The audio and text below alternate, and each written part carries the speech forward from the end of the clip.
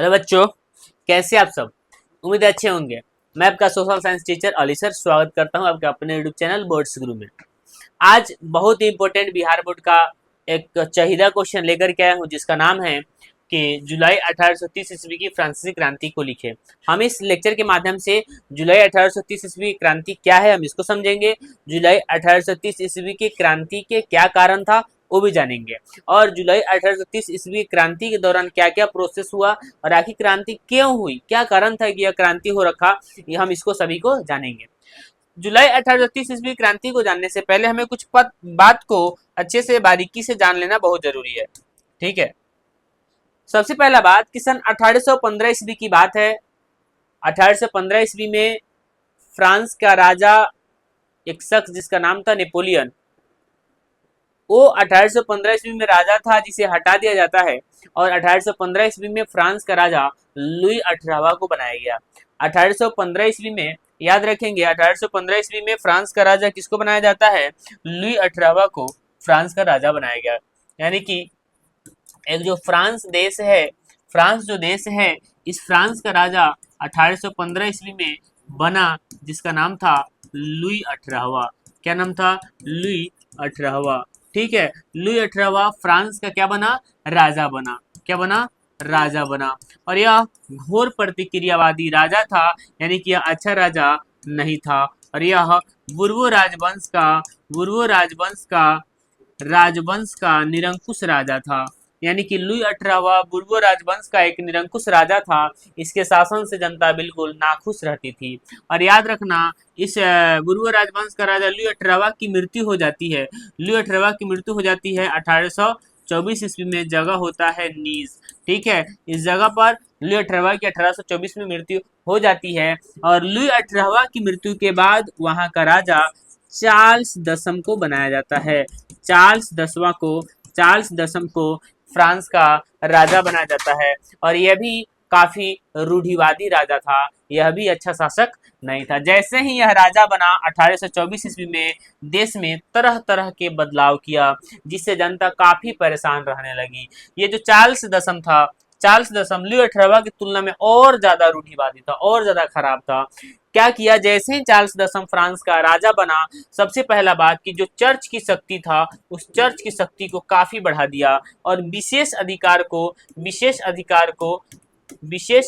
को शुरू कर दिया। यानी कि विशेष अधिकार दे दिया, यानी पुराने तरीके से जो लोग जीवन जीते थे वही पुरानी दशा कर दिया। और दूसरी बात कि जो वोट देने की शक्ति था ना, वोट की शक्ति थी, यानी कि जो वोट देने की शक्ति थी, सीमित कर दिया। यानी कि वोट को सीमित लोगों को देने का अधिकार था, यानी कि वोट सीमित कर दिया। क्या कर दिया?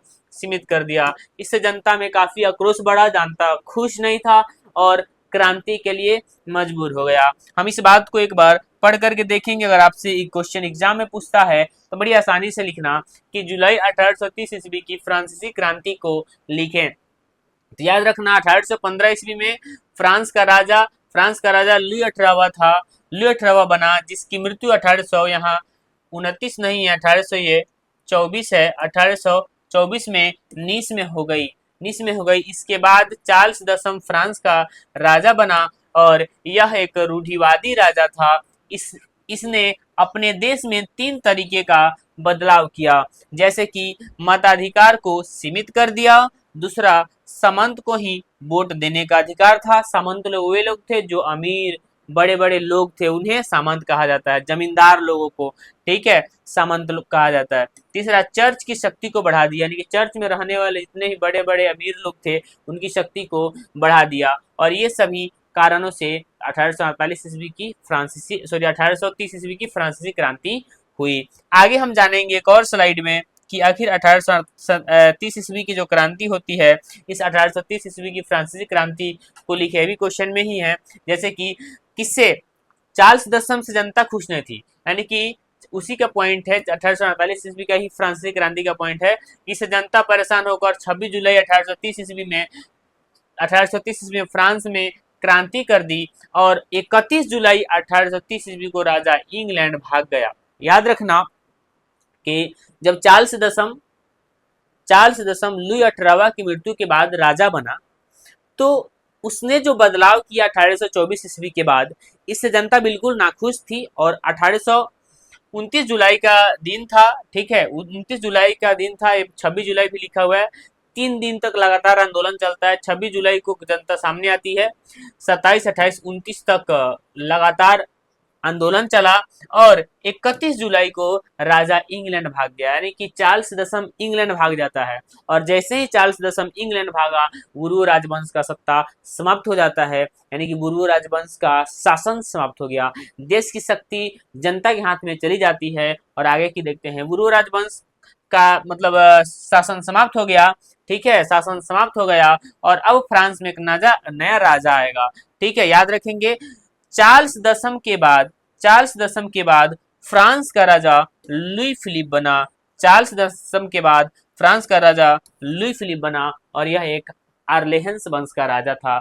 आर्लेहन्स वंश का राजा था। ऑब्जेक्टिव क्वेश्चन पूछता भी है कि यह बात बता मुझे कि चार्ल्स दशम के बाद फ्रांस का राजा कौन बना। तो फ्रांस का राजा लुई फिलिप बना। और लुई फिलिप किस वंश का था, तो आर्लेहन्स वंश का राजा था लुई फिलिप, ठीक है। हालांकि ये भी अच्छा राजा नहीं होगा, इससे भी जनता खुश नहीं होगी, ठीक है।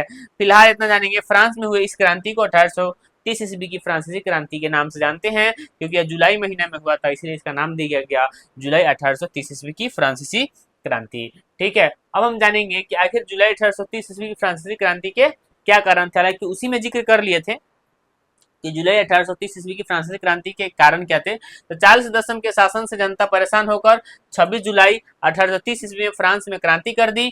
इससे देश में गृह छिड़ गया। और फ्रांस में हुई इस क्रांति को फ्रांसीसी क्रांति के नाम से जानते हैं। अभी हम कारण भी देख लेते हैं कि फ्रांस में 1830 ईस्वी की फ्रांसीसी क्रांति के क्या कारण था। तो सबसे पहला बात की कारण चार्ल्स दशम निरंकुश था। जो चार्ल्स दशम फ्रांस का राजा बना था, यह काफी निरंकुश था। इसकी निरंकुशता के कारण देश में क्रांति की जा रही थी। इससे जनता काफी नाखुश रहती थी। जनता काफी परेशान रहने लगी चार्ल्स दशम के शासन से। और उनके पास क्रांति के सिवा दूसरा कोई ऑप्शन भी नहीं था। उम्मीद है बात समझ में आ रहा होगा। दूसरी बात की चर्च शक्ति को भी बढ़ा दिया, यानी चार्ल्स दशम ने जैसे ही राजा बना तो वहां पे चर्च की शक्ति को बढ़ा दिया और विशेष अधिकार को भी बढ़ा दिया। और विशेष अधिकार जो था उसको वोट देने की भी अधिकार को सीमित कर दे। से जो लोग अमीर थे, जो लोग बड़े लोग थे, व्यापारी लोग थे, उनको ही वोट देने का अधिकार था, गरीबों को वोट देने का अधिकार नहीं दिया गया। यानी कि मताधिकार को भी क्या कर दिया गया, सीमित कर दिया गया। और शक्तिशाली वर्ग के लोगों को ही विशेष अधिकार दिया गया। जैसे ही बता दीजिए, जैसे शक्तिशाली वर्ग के लोग कौन होंगे, जैसे अमीर लोग, जमींदार लोग, सामंत लोग, ये सभी लोगों को ही वोट देने का अधिकार था। तो इन सभी कारणों से 1830 ईस्वी की फ्रांसीसी क्रांति करी गई। ये सब 1830 ईस्वी की फ्रांसीसी क्रांति का कारण बना। तो ये जुलाई महीने में क्रांति होती है। उम्मीद है बात समझ में आया होगा। एक स्लाइड में और एक बार रिवीजन के तौर पर देख लेते हैं। अगर आप इसको नहीं देखे हैं तो देख जरूर लेंगे, ठीक है। क्वेश्चन पूछता है कि जुलाई 1830 ईस्वी की फ्रांसीसी क्रांति को लिखे। तो यहाँ से शुरू करेंगे। हालांकि ये लॉन्ग क्वेश्चन पूछता है 4 मार्क्स में, और इतना लिखोगे तो काम नहीं बनेगा। हम जितना बात बताए हैं सभी को लिखना पड़ेगा। जैसे 1830 ईस्वी की फ्रांसीसी क्रांति के को लिखे, क्वेश्चन अगर ये पूछा, ठीक है, तो आपको यहाँ से स्टार्ट करना है उत्तर में कि 1815 ईस्वी में फ्रांस का राजा लुई 18वां था, जिसकी मृत्यु 1824 ईस्वी में नीस में हो गई। और इसके बाद चार्ल्स दशम को फ्रांस का राजा बनाया गया। चार्ल्स दशम भी बुर्बो राजवंश का राजा था।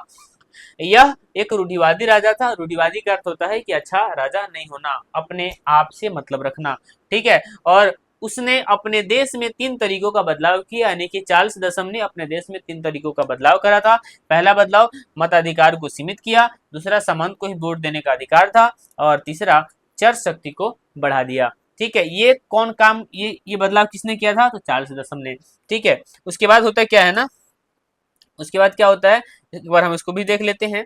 जैसे कि यहाँ लिखा हुआ है कि इससे जनता काफी नाखुश होने लगी, यानी जो 3 तरीके का बदलाव किया था चार्ल्स दशम ने, उससे जनता बिल्कुल नाखुश थी, परेशान थी। और जैसे ही उसने यह बदलाव किया, जनता के पास आक्रोश आ गई, गुस्सा आ गई। और 26 जुलाई 1830 ईस्वी में देश में जो बदलाव हुआ था जनता के द्वारा मिल करके, आंदोलन कर दी जाती है और काफी बृहद स्तर पे आंदोलन होता है। राजा डर जाता है और 31 जुलाई को देश छोड़ करके राजा इंग्लैंड भाग गया। और जैसे ही राजा इंग्लैंड भागा, देश की सत्ता जनता के हाथ में चली आती है और गुरु राजवंश का सत्ता समाप्त हो जाता है। फिर आर्लेहेंस वंश के राजा को राजा बना दिया जाता है, जैसे लुई फिलिप को। ठीक है, यहाँ पे लिखा है कि इससे जनता परेशान होकर 26 जुलाई 1830 ईस्वी में क्रांति कर दी और 31 जुलाई 1830 ईस्वी को राजा इंग्लैंड भाग गया और इसके बाद गुरु राजवंश का शासन समाप्त हो जाता है। फ्रांस में हुए इस क्रांति को 1830 ईस्वी की फ्रांसीसी क्रांति के नाम से जानते हैं। आप अगर यहाँ तक लिखते हैं वहां से लेकर के, तो आपको दीर्घ उत्तरीय क्वेश्चन पूर्ण हो जाता है और 4 मार्क्स कंप्लीट होगा। आप उसमें भी आगे की अगर बात लिखना चाहेंगे तो एक लाइन और बढ़ा सकते हैं कि चार्ल्स दशम के बाद फ्रांस का राजा लुई फिलिप को बनाया गया, जो आर्लेहेंस वंश का राजा था। अगर आपको लेक्चर समझ में आया होगा तो कमेंट बॉक्स में जरूर लिखें कि क्या प्रोसेस है, और आप अपने दोस्तों के पास एक बार शेयर जरूर करें और लाइक शेयर जरूर कर लें और सब्सक्राइब भी कर लें, ताकि आपके नोटिफिकेशन आपको समय समय पर मिलता रहे। धन्यवाद।